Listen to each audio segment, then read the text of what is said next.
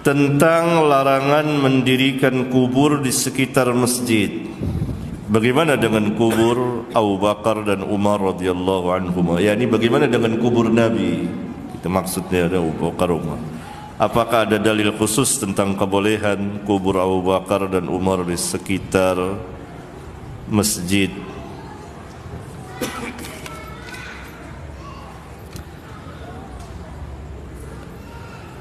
Ikhwan dan akhwat yang saya muliakan, kubur Nabi yang mulia alaihi salatu wassalam bukan di masjid beliau, tetapi di rumah beliau. Kenapa?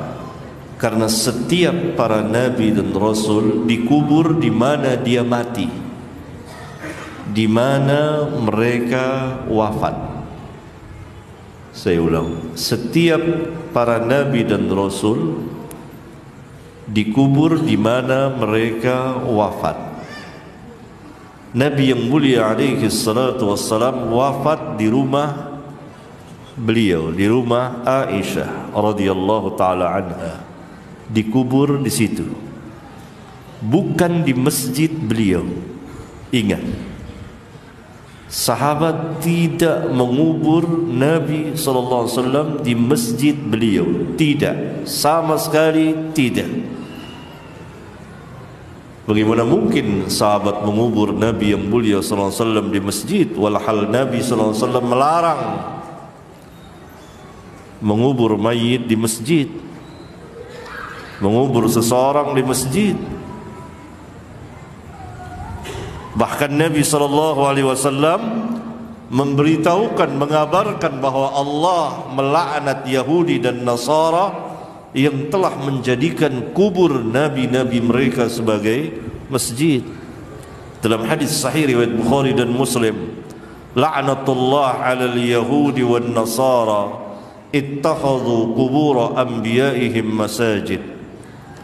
Laknat Allah, yakni Allah melaknat atau merupakan doa beliau, semoga laknat Allah kepada al-Yahud wan Nasara yang telah menjadikan kubur nabi-nabi mereka sebagai masjid-masjid. Tidak mungkin. Dan karena beliau mengulang-ulang itu, maka kubur beliau disembunyikan, tidak dinyatakan, tertutup di rumah Aisyah. Beliau khawatir dijadikan sebagai tempat perayaan yang didatangi pada waktu-waktu tertentu. Karena itu beliau sallallahu alaihi wasallam bersabda, "La taj'alu qabri 'aidan." Jangan kamu jadikan kuburku seperti Aid, tempat perayaan yang didatangi pada waktu-waktu tertentu. Jangan. Dan para sahabat ridwanullah alaihim jami'an paham betul. Abu Bakar dan Umar pun dikubur di situ, di rumah Aisyah radhiyallahu anhum jami'an, tidak di masjid. Kemudian pada masa khilafah Bani Umayyah, yaitu Khalifah Abdul Malik bin Marwan, terjadi perluasan masjid.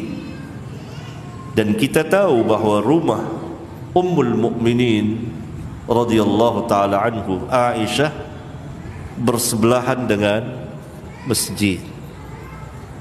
Maka ketika dipugar, maka masuk ke dalam. Dan itu pun telah ditutup, dijaga, dibatasi, sehingga tidak menghadap ke kiblat orang. Itu. Jadi asalnya tidak. Adapun salat kita di Masjid Nabawi tetap, karena Masjid Nabawi mempunyai keutamaan, kelebihan dari masjid-masjid yang lain selain Masjidil Haram. Ada 3 buah masjid yang boleh dengan sengaja kita mengadakan safar perjalanan untuk mencari berkah, barakah dan keutamaannya, yaitu Masjidil Haram, Masjid Nabawi dan Masjidil Aqsa. Selain itu tidak boleh. La tushaddur rihal. Jangan kamu ikatkan kendaraan. Maknanya jangan kamu berangkat dengan sengaja. Safar, kalau sekarang ini pakai bahasa kita, tur ziarah kubur. Dari satu kota ke kota yang lain, safar. Ini dilarang oleh Nabi SAW. La tushaddur rihal illa ila thalathati masajid, kecuali kepada 3 buah masjid. Masjidil Haram wa Masjidil Aqsa. Masjidil Haram, masjidku, dan Masjidil Aqsa.